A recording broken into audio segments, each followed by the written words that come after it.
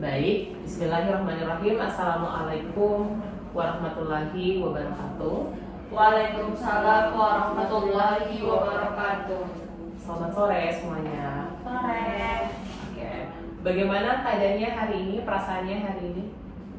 Bisa dibilang hari ini tuh hari yang melelahkan. Oh ya, kalau boleh tahu kenapa? Ya, karena hari ini kita lagi banyak sekali tugas, praktikum, dan laporan-laporan yang harus kita kerjakan. Oke, kalau saudari sendiri? Kalau saya hampir sama dengan saudari. Saya hari ini tuh cukup capek karena kayak tidur kayak 2 jam, terus kerja lagi tugas, ngumpul tugas di kampus. Oke, baik. Teman-teman sekalian, sebelum kita lanjut dan teman-teman bercerita kepada saya, membagikan pengalaman, membagikan cerita keluh kesah teman-teman sekalian, izinkan saya untuk memperkenalkan diri. Perkenalkan, saya Andi Saputra, bisa dipanggil Andi. Saya merupakan mahasiswa Fakultas Psikologi Universitas Negeri Makassar. Posisinya saya sudah semester 4 kali ini, dan saya yang akan menjadi konselor hari ini yang akan mendampingi teman-teman sekalian untuk sesi ini. Harapannya saya mungkin semoga teman-teman bisa terbuka kepada saya sebagai selaku konselor. Teman-teman bisa lebih terbuka kepada saya, apapun yang teman-teman rasakan, teman-teman pikirkan, agar kiranya bisa disalurkan, bisa diceritakan pada sesi kita pada hari ini. Seperti itu. Oke, mungkin bukan hanya saya yang akan memperkenalkan diri, teman-teman juga. Dimulai dari siapa? Untuk perkenalannya mungkin dimulai dari nama panggilannya siapa, kalau kuliah instansinya dari mana, terus ambil jurusan apa? Perkenalkan, nama saya Andi Fahra Aulia, bisa dipanggil Farhan. Nah, saya adalah salah satu mahasiswa psikologi yang sedang berkuliah di Universitas Negeri Makassar. Oke, kalau saudari sendiri? Baik, perkenalkan, nama saya Alia Rizky Sordin, bisa dipanggil Alia. Saya juga salah satu mahasiswi psikologi di Universitas Negeri Makassar angkatan 2003. Oke, baik. Jadi dipanggil Alia. Ya. Kalau saudara Fahra. Oke. Alia dan Fahra. Oke. Jadi itu sapanya biar kita akrab ya. Oke. Sebelum saya lanjut juga, saya izin untuk sedikit memberikan peraturan yang mungkin akan kita indahkan nantinya selama proses sesi konseling kita pada hari ini. Yang pertama mungkin kita bisa, ini yang paling penting sih sebenarnya, menjaga kerahasiaan terkait apa yang disampaikan dalam sesi kali ini. Jadi saya harapkan teman-teman untuk sesi kali ini itu semua yang disampaikan baik dan apapun yang teman-teman lihat itu semuanya harap hanya sampai di ruangan ini saja, tidak keluar dari ruangan ini. Jadi saya harap teman-teman bisa saling menjaga kerahasiaan, karena di sini bukan hanya ada satu orang, tapi lebih dari satu orang. Oke. Kemudian yang kedua, harapannya saya tadi seperti yang saya singgung di awal, teman-teman bisa lebih terbuka kepada saya selaku konselor. Jadi usahakan untuk tidak menutupi apapun. Teman-teman silahkan berbagi saja apa yang kalian rasakan, apapun itu. Kemudian yang ketiga adalah teman-teman sekalian harap nanti untuk menjadi pendengar yang aktif, ya, untuk menjadi pendengar yang aktif bukan yang pasif. Jadi kita di sini sama-sama mendengarkan apa yang menjadi persamaan antara kita dengan teman-teman yang lain yang mungkin punya cerita yang hampir sama, mungkin seperti itu ya. Oke, mungkin itu. Kemudian saya juga mohon izin untuk merekam jalannya sesi konseling kita pada sore hari ini, gunanya nanti mungkin saya bisa lebih mendalami gitu ya, karena kan mungkin ini pertemuannya terjadwal bukan hanya satu kali, tapi mungkin pertemuannya itu ada 2-3 kali ke depan gitu. Kemudian saya juga izin untuk mencatat beberapa poin-poin penting yang nantinya mungkin sangat diperlukan gitu untuk mengingatkan saya atau memancing saya untuk menanyakan poin pertanyaan tambahan atau lanjutan terkait yang teman-teman rasakan saat ini. Oke, apakah teman-teman semua bersedia? Bisa ya. Oke, baik. Kalau begitu kita langsung saja. Kalau boleh tahu, kedatangan dari teman-teman sekalian ke sini itu karena apa? Mulai dari siapa? Saya dulu ya. Oke, silakan. Oke, jadi kedatangan saya ke sini itu karena saya ingin sharing atau berbagi cerita karena akhir-akhir ini itu saya itu sering sekali mengalami yang namanya ketakutan pada masa depan saya. Saya tuh selalu berpikir mungkin bisa dibilang setiap malam lah. Kalau saya kayak lagi capek, pasti saya berpikir sebelum tidur, saya pasti berpikir saya bisa jadi apa nanti di masa depan. Apakah cita-cita yang saya impikan dari kecil ini bisa tercapai nggak ya? Pokoknya saya selalu berpikir mengenai masa depan saya. Saya berpikir bisa tidak ya saya bahagiakan orang tua saya seperti itu. Jadi menurut saya pikiran-pikiran itu sangat mengganggu bagi saya, sangat mengganggu pada keseharian saya. Jadi mungkin pada sesi ini saya bisa melakukan semua apa yang saya rasakan kepada teman-teman sekalian. Oke, bisa diceritakan lebih lanjut mungkin terkait masalah yang sedang dihadapi dan ingin Pak Harap ceritakan lebih lanjut tadi? Iya, jadi kan saya tadi sudah bilang ya kalau saya ini akhir-akhir ini saya mengalami kayak saya tuh terlalu cemas begitu dengan masa depan saya nantinya. Jadi kayak bahkan bisa dibilang ya setiap malam saya tuh selalu berpikir mengenai masa depan saya, kayak bukan setiap malam sih, setiap saat begitu. Kalau memang saya lagi betul-betul duduk sendiri terus kayak pasti pikiran saya tertuju pada kayak aduh masa depan saya ini gimana ya, betul-betul cita-cita yang saya inginkan ini apakah betul-betul bisa tercapai atau tidak, apakah saya bisa membahagiakan kedua orang tua saya nantinya, apakah saya bisa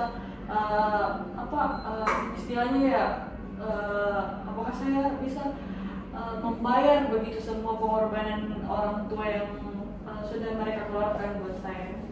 Oke, baik. Bagaimana dengan saudari? Tujuan kedatangannya ke sini itu karena apa? Tujuan kedatangan saya itu pertama ingin menceritakan yang selama ini saya pendam. Soalnya saya itu orangnya itu tidak suka cerita ke siapapun. Biasanya saya cerita cuma ibu saya. Saya juga itu bersama dengan para ketakutan anak-anak saya, dimana saya takut tidak lulus sarjana, bisa yang saya list di buku saya itu apakah pekerjaan yang saya inginkan itu sesuai dengan yang saya nanti bekerja di kayak. Oke, baik. Kalau boleh tahu dari teman-teman sekalian, apa cita-cita yang saat ini teman-teman impikan? Kalau saya cita-cita saya dari mungkin dibilang dari SMP kelas 3, cita-cita saya itu ingin menjadi seorang psikolog. Jadi dari kelas 3 SMP itu mungkin karena saya pernah ikut suatu acara yang dimana pembawa acaranya adalah seorang psikolog. Jadi disitu saya berpikir untuk untuk mengikuti jejaknya. Saya bertekad untuk menjadi seorang psikolog. Oke. Apa hal yang sudah saudari Fahra tunjukkan sejauh ini terkait dengan cita-citanya Kak Farah yang Kak Farah inginkan tadi? Oke, jadi apa tadi? Tekadnya dan apa yang sudah Kakak lakukan sejauh ini buat sampai ke cita-citanya Kakak? Jadi yang saya lakukan itu mungkin bisa dibilang yang saya lakukan itu mungkin kayak saya berusaha dari SMA memperbaikilah nilai, karena bisa dibilang untuk masuk di jurusan psikologi ini lumayan susah. Kita harus memiliki nilai di atas rata-rata. Jadi dari situ pas mulai bertekad menjadi seorang psikolog, saya betul-betul kayak saya harus belajar, saya harus bisa masuk di jurusan psikologi supaya saya bisa supaya saya bisa mencapai cita-cita saya. Nah, setelah dan ternyata usaha yang saya lakukan itu tidak mengkhianati hasil, karena berkat tekad saya untuk menjadi seorang psikolog, saya bisa belajar mati-matian untuk mengajar nilai. Saya bisa masuk di jurusan psikologi itu lewat jalur undangan. Oke, baik. Kalau saudari sendiri, kalau boleh tahu cita-citanya apa? Kalau masalah cita-cita itu perjalanannya mungkin cukup panjang ya. Karena dari SD itu saya mau sekolahnya kayak di luar negeri, kuliahnya kayak mau di Ayunda. Terus pas berjalannya waktu SMP itu cita-cita saya itu sudah ganti lagi mau jadi dokter, karena kayak di lingkunganku itu kurang atau di keluarga itu kurang dokter. Jadi saya mau jadi kayak orang pertama lagi yang sekolah kedokteran. Terus dari situlah saya dari 3 SMP itu saya sudah belajar giat bimbel, kayak pulang sekolah langsung bimbel. Terus saya lanjut ke SMA, dimana SMA saya ini boarding. Dan lulusannya rata-rata kedokteran juga di SMA Negeri 5 Parepare. Dan seiring berjalannya waktu di SMA ini saya dikasih pilihan sama orang tua saya. Kalau kedokteran itu pendidikannya yang bisa dibilang lama, dan mungkin butuh juga proses masuknya, karena tidak sembarang orang masuk kedokteran. Jadi saya bukan ganti sih, cuma kayak jadi kasihkan pilihan kedua itu kerja kantoran, karena kebetulan orang tua saya itu kerja kantoran. Nah, di SMA di masuk kuliah ternyata hampir 4 universitas Solaka, jurusan kedokteran, semua jalur saya sudah tempuh, kayak jalur undangan, jalur yang tes itu dan mandirinya saya sudah tempuh. Ternyata belum rezeki dan ditolak semua. Dan saya disarankan sama kakak saya karena kebetulan dia jurusan psikologi. Jadi saya disarankan masuk saya psikologi dulu untuk belajar kerja, jangan kayak kebiar. Jadi saya masuk saja di psikologi. Terus tahun pertama itu saya lagi coba lagi UTBK, dan ternyata saya tidak lolos. Begitu pula dengan pendirinya, saya tidak lolos lagi. Terus tanya di Nasihati bilang psikologi juga yang tempat itu bisa di semua pekerjaan bisa dimasuki. Jadi dari situ nih kayak mungkin kayak pilihan kedua aku ini cocok dengan saya, bisa kok kerja kantoran di perusahaan gitu. Oke, baik. Kalau boleh tahu bagaimana perasaannya saudari sejauh ini? Tadi kan Anda menyebutkan bahwasanya Anda sempat ditolak oleh 4 universitas dan kemudian beberapa kali mencoba untuk jalur UTBK, tapi kemudian gagal. Boleh diceritakan bagaimana perasaannya waktu itu? Kalau dibilang perasaan itu ya sangat drop. Saya sempat demam tinggi, tidak keluar kamar sampai hampir 3 minggu, hampirlah 1 bulan, karena kayak merasa mati-matian kan sudah belajar di SMA. Maksudnya SMA yang kupilih juga SMA bukan SMA yang kayak SMA biasa yang khusus memang orang di situ yang kayak belajar dia untuk masuk ke kedokteran. Dan ternyata gagal kak. Jadi kayak itu nih kayak merasa ketakutan pertamaku di situ, kayak gagal kak coba hal itu. Jadi kayak sekarang kayak takut mau mencoba hal-hal baru, kayak suka daftar beasiswa itu kayak takut banget karena takut tidak lolos, karena ini saja yang masuk perguruan tinggi ya mungkin berapa kali tak coba tapi gagal terus. Jadi perasaanku mungkin drop dan capek dengan waktu itu. Oke, baik. Jadi bisa kita bilang kalau teman-teman di sini tadi itu sebenarnya masih sama-sama mahasiswa psikologi ya, berarti sama-sama mahasiswa psikologi. Di sini mungkin cuman beda jalannya aja. Tadi Farhan dia bilang masuknya jalur SNBP kebetulan, dan kemudian kalau saudari sendiri memang tadi jalur mandiri seperti itu. Nah, kalau boleh tahu teman-teman sekalian, harapannya ke depannya itu apa dengan jurusan psikologi ini? Oke, jadi harapannya saya itu ke depannya itu saya berharap semoga di jurusan yang saya tempati saat ini bisa membawa saya ke ranah apa ya, kayak sukses seperti itu, karena bisa dibilang kan ini adalah cita-cita saya. Jadi kayak semoga lah dari saya masuk ke jurusan ini saya bisa mencapai cita-cita saya. Oke, baik. Kalau saudari sendiri? Oke, yang saya tadi bilang, yang pilihan kedua saya itu pada kerja kantoran ya.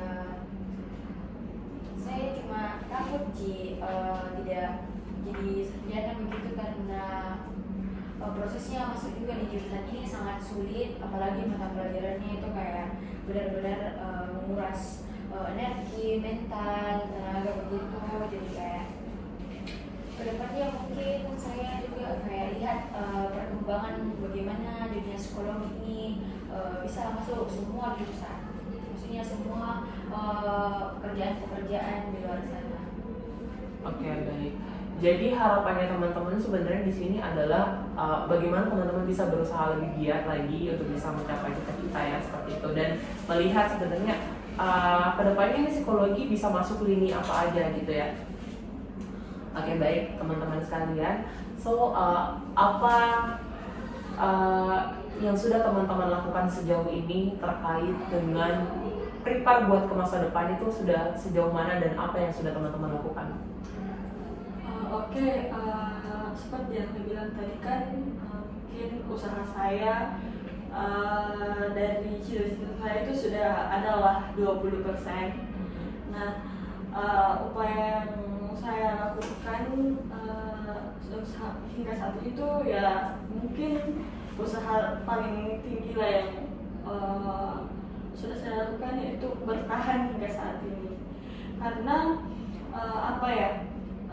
ternyata kuliah di jurusan psikologi itu tidak seindah yang saya angan-angankan, tidak seindah yang saya pikirkan pas saya SMP ataupun SMA. Bisa dijelaskan mungkin maksud kata tidak seindah yang kakak bayangkan itu seperti apa? Oke, mungkin kalian pernah dengar kalau ternyata di jurusan psikologi itu kalau kita kuliah di jurusan psikologi kita bisa rawat jalan ya. Nah, yang saya pikirkan dulu itu yang kayak berarti kalau saya kuliah di psikologi ini enak ya, kuliah bisa sambil rawat jalan soal mental seperti itu. Terus yang saya impikan itu dulu, teman-teman psikologi saya itu kayak mereka pasti mengerti lah semua soal itulah, soal mental seperti itu. Mungkin seperti itu yang saya impikan, dan ternyata saat saya masuk ke jurusan psikologi ini saya agak bukan sedikit sih, saya shock begitu. Ternyata bukan rawat jalan sih menurutku kayak bahkan bisa dibilang ini buat Kak lebih stres, karena saya kira belajar psikologi itu ya cuman belajar mengenai jiwa, mental, seperti ternyata dalam psikologi ini ternyata banyak cabangnya, ternyata bukan soal itu saja. Ternyata sebenarnya di kuliah di jurusan psikologi ini ada serunya juga, tapi adalah plus minusnya. Dan minusnya itu yang membuat kak betul-betul shock, dan menurutku tidak seindah apa yang sudah kuimpikan, apa yang sudah ada di angan-anganku itu ternyata jauh berbeda dengan realitanya. Oke, baik. Kalau saudari sendiri bagaimana? Bisa diulang pertanyaannya? Nah, tadi kan saya bilang kalau teman-teman itu berkuliah di jurusan psikologi. Nah, kemudian apa yang sudah kamu persiapkan sejauh ini untuk untuk menggapai cita-cita kamu, dan dalam artian kamu sudah ada di jurusan psikologi gitu?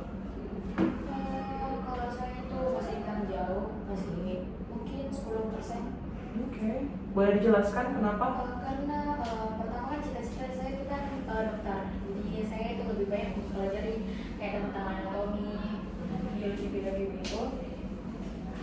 Jadi saya mengejar materi di psikologi, dan ternyata sama sibuknya dengan hampir sama dengan kedokteran kayak dan di psikologi juga yang sama Farah sampaikan itu ternyata bukan cuma rawat berjalan, tapi ternyata malah parah mental kayak stres begitu.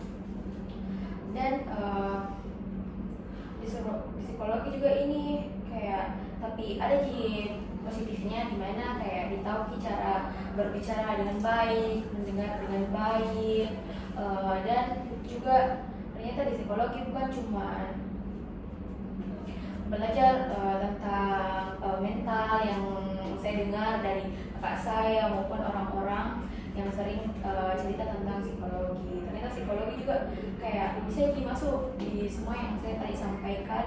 Jadi kayak jadi sih. Oke, baik. Kalau boleh tahu, kan tadi teman-teman tujuan kedatangannya itu ingin menceritakan tentang kecemasan terkait masa depannya teman-teman sekalian. Nah, kalau boleh tahu apa yang membuat teman-teman itu cemas terkait masa depannya? Oke, saya dulu ya. Jadi kenapa saya datang ke sini untuk sharing atau menceritakan mengenai ketakutan saya mengenai masa depan saya itu karena mungkin bisa dibilang kan saya masuk di semester 4 ya. Nah, mungkin di semester 4 ini saya tuh merasa kalau di dunia perkuliahan ini kayak mulai sehektik itu, kayak bahkan ini ya kalau bisa dibilang tugas-tugasnya di semester 4 itu bahasa katanya itu kayak nggak dikasih bernafas, gila. Ada lagi, selesai lagi, ada lagi, selesai lagi, bahkan kayak bersamaan hadir itu tugas-tugas kayak buat kak kayak bisa apa ya, kayak buat kak mau menyerah seperti itu. Dan selalu kak bilang kayak apa ya, apakah kenapa sebanyak ini tugas-tugas. Terus kan saya sudah mengeluh ya. Nah, saya orangnya kalau mengeluh itu kayak udah mengeluh aja, bahkan kalau sudah gak mengeluh itu kayak nggak sekedar tugas-tugasku. Dan setelah saya kayak lagi kerja tugas, malam kerja tugas, terus kayak banyak sekali tugas, terus saya lagi prokras kan. Nah, setelah pas prokras itu saya selalu kak berpikir, mau kak jadi apa? Bisa kak enggak ya capai cita-cita aku, karena baru semester 4 loh sudah sesusah ini. Jadi saya tidak yakin sama diriku sendiri apa saya bisa survive psikologi semester selanjutnya ini. Kayak semester 4 saja sudah seperti ini loh. Apalagi nih kalau semester selanjutnya yang buat kak kayak dari situ kayak aduh kayaknya nggak bisa. Dari situ mulai kak selalu takut mengenai masa depanku, apakah betul-betul bisa juga kak untuk capai, karena kan kalau untuk menjadi seorang psikolog itu panjang sekolahnya. Nah, dan itu tidak gampang untuk kita capai. Jadi saya kak bilang sama diri kok bisa kak, enggak ya, karena sesusah itu. Dan menurutku dan enggak yakin kak sama diriku sendiri seperti itu. Oke. Eh, tapi tadi Anda di awal sekali Anda bilang kalau Anda excited dengan jurusan yang Anda minati gitu. Tapi kemudian Anda tadi menjelaskan bahwa eh, Anda ini merasa bahwasanya semakin kesini tugasnya makin banyak. Terus sempat Anda sebut juga Anda sempat prokras dan lain sebagainya. Bagaimana kemudian hal tersebut, apakah itu merubah pandangan Anda tentang jurusan Anda dan cita-cita Anda ke depannya? Kalau untuk merubah cita-cita sih kayak mungkin ya ada di pikiranku untuk merubah cita-cita karena merasa merasa tidak sanggup lah untuk jalan ini, tapi kayak setelah saya berpikir seperti itu pasti dalam pikiranku bilang lagi, ih kenapa mau ganti cita-cita, kau sudah jalan, kau sudah berproses, kenapa mau ganti. Jadi kayak setiap kayak ada ketakutanku kayak begitu, pasti ada sedikit di hatiku selalu bilang masa mau berhenti, masa mau begitu. Pokoknya kayak selalu ada seperti itu, tapi bisa dibilang kayak lebih banyak kayak hasutan bilang bisa tidak ya survive di jurusan ini. Oke. Kalau saudari sendiri bagaimana? Ketakutanku. Kita mulai dari pertanyaan, apa yang membuat kamu takut atau cemas terkait masa depan? Yang pertama itu yang tadi saya ceritakan itu sekali katakanku itu dimana saya kan ditolak gitu. Jadi di situ awal mulaku, jadi kayak berpikir Pak sekarang takut Kak gagal jadi sarjana, apalagi kayak Nabi bilang Farah tadi ini semester 4 yang dilihat semua mata kuliah itu sangat tidak kasih bisa tidur meskipun sedikit, jadi kayak bangun langsung pegang laptop, bahkan makan pun jadi tertunda. Terus kedua juga itu kakakku pernah bilang kalau tidak bisa jadi, kan saya mau jadi dokter, kalau tidak bisa jadi dokter ada di psikolog sama-sama jadi membantu orang. Tapi karena trauma Kak dengar kata kayak membantu orang begitu Kak, gara-gara cita-citaku yang gagal terus yang aku maui, jadi kayak lebih baik saya juga jangan gitu, karena kan mungkin rezekiku di situ dan saya juga tidak mau jadi psikolog, jadi itu nih muka masuk di perusahaan saja, karena di psikologi kan ada yang namanya pure industri. Oke. Baik, saya memahami apa yang Anda rasakan terkait hal itu. Lantas kemudian teman-teman sekalian, berdasarkan apa yang teman-teman ceritakan tadi, kalau boleh tahu teman-teman punya saudara atau tidak, dan kalaupun punya saudara kalian itu ada berapa, dan posisinya kalian itu anak keberapa dari berapa bersaudara? Dimulai dari siapa? Dari saya. Oke. Jadi iya saya punya saudara. Saya itu bersaudara ada 3 orang dan saya merupakan anak pertama dari 3 bersaudara. Oke. Kalau saudari? Saya itu anak ketiga dari 3 bersaudara sama dengan Farah. Kakak pertama saya itu laki-laki, dimana dia juga lulusan psikologi, tapi dan dia sudah bekerja di kejaksaan. Kalau kakak kedua saya itu dia masih kuliah juga di Unhas, beda dengan saya FKM. Oke, baik. Kalau boleh tahu, apa sih kira-kira yang membuat teman-teman itu merasa lebih cemas gitu terkait masa depannya? Padahal posisinya teman-teman kan punya saudara gitu. Kalau mungkin ketakutannya teman-teman mungkin tadi dari segi apa ya? Kan tadi sama teman-teman sempat menyebutkan bahwasanya kalian memikirkan bagaimana kemudian nanti keluarga atau apa gitu kan, terkait harapan mungkin dari orang tua seperti apa ke kalian. Kenapa kalian bisa berpikir sejauh itu, sedangkan kalian sebenarnya di sini posisinya punya saudara gitu, yang mungkin punya beban yang sama gitu dengan kalian? Kalau boleh tahu dari teman-teman sekalian bagaimana pandangan terkait hal itu? Kalau menurut saya kan malahan dari itu, saya punya saudara-saudara. Nah saya kan ini merupakan anak pertama dari 3 bersaudara ya. Nah, itu yang buat Kak merasa takut akan masa depanku. Bagaimana? Karena apa ya? Saya mau gagal, sedangkan adik-adikku harus jadikan saya contoh. Bahkan kan keluargaku ini bisa dibilang harapannya itu dia jatuhkan semua ke saya. Karena kenapa saya bisa bilang seperti itu? Karena orang tua saya kan udah bilang begini, kamu tuh harus kok jadi contoh untuk adik-adikmu, harus kok bisa kasih lihat ya adik-adikmu. Karena jujur adikku yang kedua yang cowok itu semangat sekolahnya itu kayak sudah hilang seperti itu. Jadi orang tuaku ini mau kalau adikku ini lihat Kak, jadi kayak dari kau Ji, semoga adikmu lihat kok, kayak melihat kok, oh Farah bisa begini, jadi saya harus Kak juga begitu, bahkan harus Kak lebih dari Farah. Jadi saya ini tuh kayak ditumpahkan semua beban itu ke saya. Oke, baik. Bagaimana dengan saudari? Apakah sama atau beda?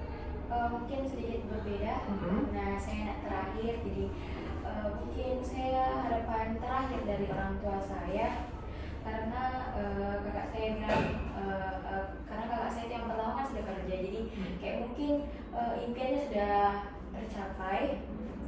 Terus kakak kedua saya itu juga dia masuk jurusannya itu jurusan impiannya, jadi dia kayak kalau merasa capek juga dengan anunya, mungkin dia karena itu yang memaui. Sedangkan saya dari awal memang saya tidak terlalu tertarik dengan jurusan ini. Terus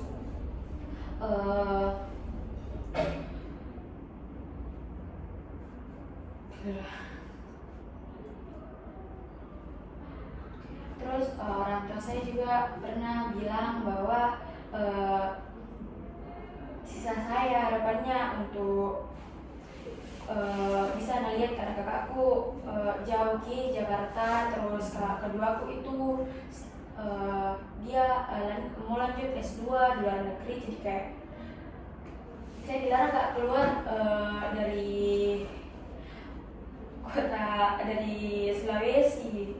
Jadi kayak takut kayak juga bilang mau jadi apa di Sulawesi begitu, jadi kayak tidak tahu apa aku saya bikin. Baik.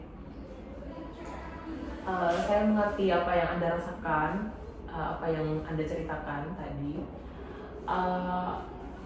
Tadi sempat menangis ya, tidak apa-apa. Kalau boleh tahu, kenapa hal itu membuat Anda sangat sedih? Karena aku lihat perjuangannya orang tua aku di mana dan penuhi semua fasilitas yang aku inginkan, kayak mungkin setiap kak minta uang pasti dikasih kak, mungkin dan bilang lagi tidak ada uang pasti berusaha ki nah kasih kak, atau bahkan dari kakakku bilang adikmu lagi butuh ini untuk praktikumnya, untuk turun lapangannya. Terus itu sih yang kasih beban kak, karena kayak orang tua aku sepor ini dikasih kak, padahal saya belum apa-apa aku kasih ki. Oke, baik. Saya mengerti apa yang teman-teman rasakan sejauh ini terkait kisahnya teman-teman sekalian. Meskipun tadi sebenarnya kisahnya itu rada beda, tapi sebenarnya maksudnya sama gitu ya. Tidak ada jauh beda banget gitu, enggak. Tapi di sini teman-teman sekalian punya versinya masing-masing. Intinya seperti itu. Oke. Dari kisahnya teman-teman tadi, apakah teman-teman merasa bahwasanya teman-teman itu punya pressure masing-masing terkait yang teman-teman rasakan? Itu pressure-nya dari keluarga kah? Ataukah pressure-nya ada faktor lain kah dari luar atau bagaimana? Kalau saya tuh pressure-nya saya tuh kayak dari keluarga. Kenapa saya bilang dari keluarga? Karena keluarga saya dari keduanya sih kayak dari maksudnya berpendidikan ya. Nah terus kayak keluarga saya ini kayak habis lulus ya sarjana, dia sarjana langsung dapat pekerjaan seperti itu. Jadi itu yang selalu Kak buat terpressure, sedangkan kan apa ya, kalau di kampung dengan jurusan saya itu masih awam lah dibilang. Sedangkan saya keluarga situ rata-rata guru, tenaga kesehatan yang sering lah ada di daerah-daerah seperti itu. Nah sedangkan jurusan saya belum banyak, bahkan kalau seorang psikolog nggak ada di kampungku. Jadi kayak saya tuh selalu pernah dengar langsung dari tanteku, dia bilang seperti ini, kau mau jadi apa mau itu psikolog, bisa apa sebenarnya. Itu yang buat kayak aduh, apa nanti kalau ternyata memang rezekiku tidak di sini, apa yang bakal bilang orang-orang. Sedangkan saya kayak, apalagi orang-orang di rumah atau orang-orang di keluarga aku takut kalau saya stres itu kuliah di psikologi. Apalagi kalau umpama minta sesuatu yang kayak terlalu banyak, habis praktikum. Kalau praktikum kan buat laporan pasti minta uang yang cukup banyak. Terus kalau laporan itu kita butuh, kita di psikologi butuh yang namanya testi. Terus setelah itu setelah kita pakai tes ini pasti kita bayar atau kita kasih reward, dan pasti di situ saya minta kayak lebihkan dong Mbak anuku, jajanku karena mau ini mau itu. Dan orang-orang keluarga itu tahu itu, jadi kayak takut apa nanti bilang kalau kamu ternyata memang saya tidak jadi apa-apa. Apa nanti bilang, takut Kak kalau mereka bilang, lihat nih sudah banyak dia korbankan, sudah fisik, materi, tapi ternyata tidak jadi apa-apa ini seperti itu. Oke, baik. Kalau saudari sendiri bagaimana? Sebenarnya hampir sama, dan di keluarga aku juga itu rata-rata ya setelah sarjana juga itu pasti langsung kerja, itu langsung kerja di perusahaan atau PNS kayak mungkin baru-baru keluar ijazahnya itu langsung ada pendaftaran jadi langsung dulu, jadi kayak itu nih ketakutan aku bilang bisa aja kayak imbangi dengan mereka karena setiap kumpul pasti tanya mau jadi apa kau, karena biasa selalu disinggung nah kedokteran mau tapi tidak di situ kok, jadi bisa juga lulus di sarjana psikologi dengan keadaanmu begitu yang masih mau kok sekolah kedokteran. Terus biasa bilang sebenarnya mulai Kak terima bilang di sini Kak kuliah, tapi itu jelas dia bilang tapi pasti kayak mau menyerah atau begitu biasa buku kayak yang bikin Kak tambah down lagi jadi gitu. Oke, baik. Tadi saya dengar ketakutan yang kalian rasakan itu betul-betul bersumber dari diri kalian pribadi gitu ya. Sebenarnya ketakutan ini tuh hanya sebatas, mungkin hanya ibaratnya kita hanya dikompori dari eksternal saya, dari luar. Tapi sebenarnya yang buat kita takut cemas itu dari diri kita sendiri, benar? Iya. Oke, baik. Apakah teman-teman sendiri itu pernah mencoba untuk menanyakan kepada orang-orang terdekat mungkin dari keluarga terkait ketakutan yang teman-teman rasakan gitu? Saya dulu ya.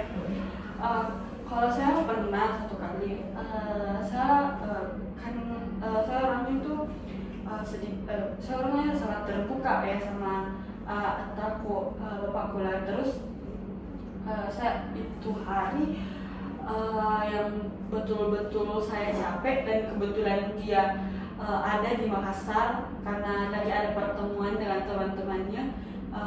Saya bilang dia ajak Kak jalan untuk sepeda makan di luar. Terus saya cerita sama dia, kita bilang, Atta nanti kalau tidak ternyata tidak jadi psikolog atau sekedar jadi HR, karena saya pernah bilang kalau saya mau kerja di perusahaan saja kan.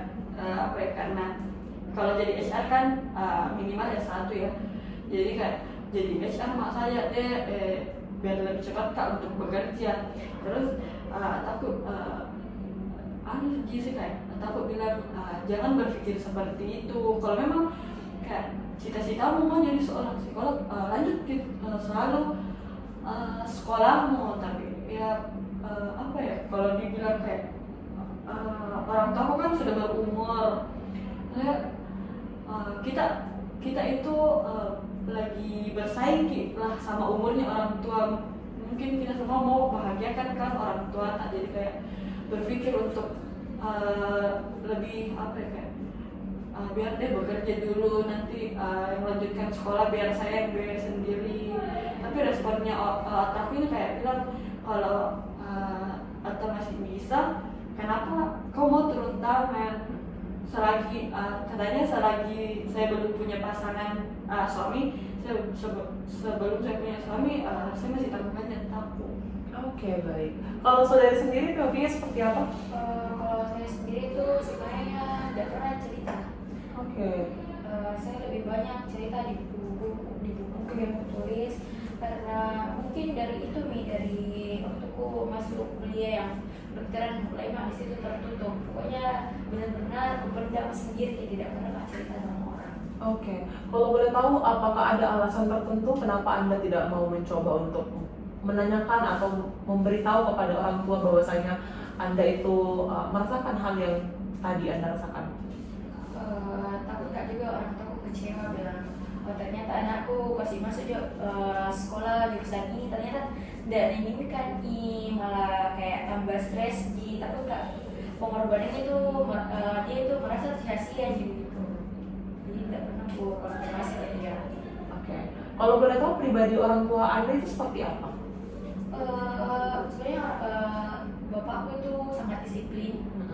Kalau bapakku itu penyayang, terus kalau bapakku itu kalau dia ada bicara, dia tuh kayak merasa bersalah kalau ada yang lakukan tidak sesuai yang diinginkan anaknya, jadi kayak merasa pasti kayak langsung sakit begitu.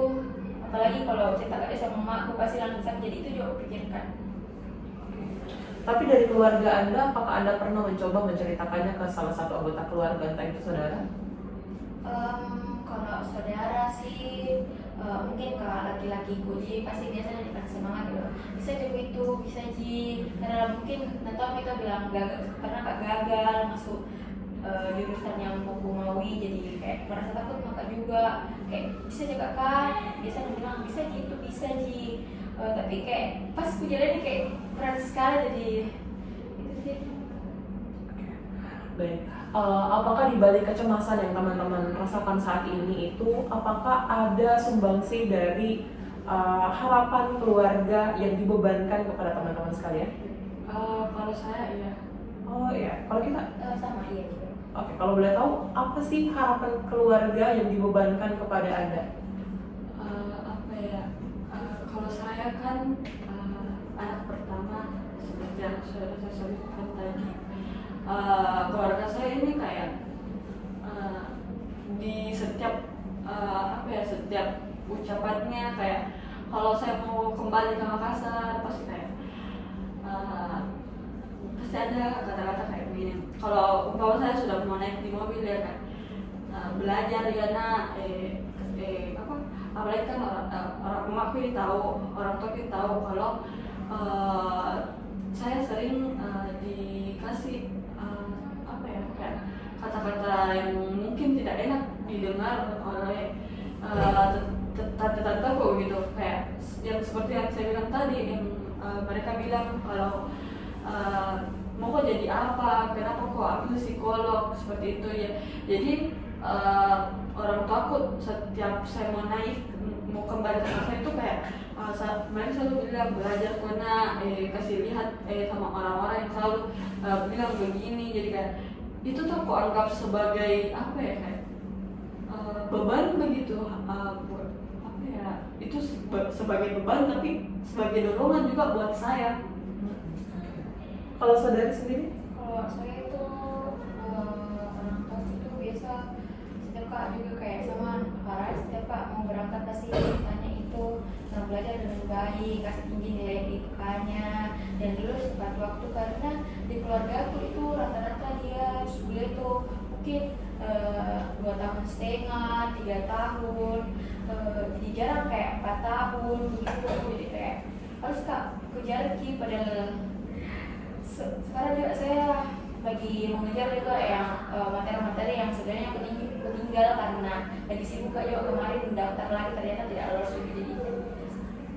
Oke, baik. Dari cerita dari kedua teman-teman sekalian tadi terkait versi kalian masing-masing mengenai kecemasan kalian atau ketakutan kalian terkait masa depan.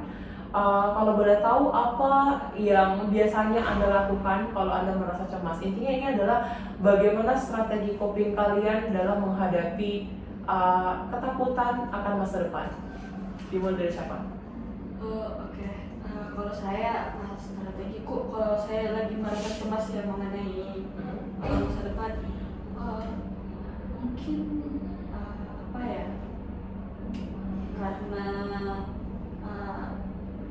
background saya sebagai seorang santri, saya kayak mungkin aku kan di pondok dulu selalu ustazku bilang atau ustazah aku bilang kan, kalau hatimu lagi rasa coba baca Al-Quran, ya saya sering baca Al-Quran, atau kalau memang yang kayak lagi kan ada fasenya ya, kalau kayak lagi malas lagi untuk seperti itu, maksudnya kayak bisa dibilang imannya lagi turun.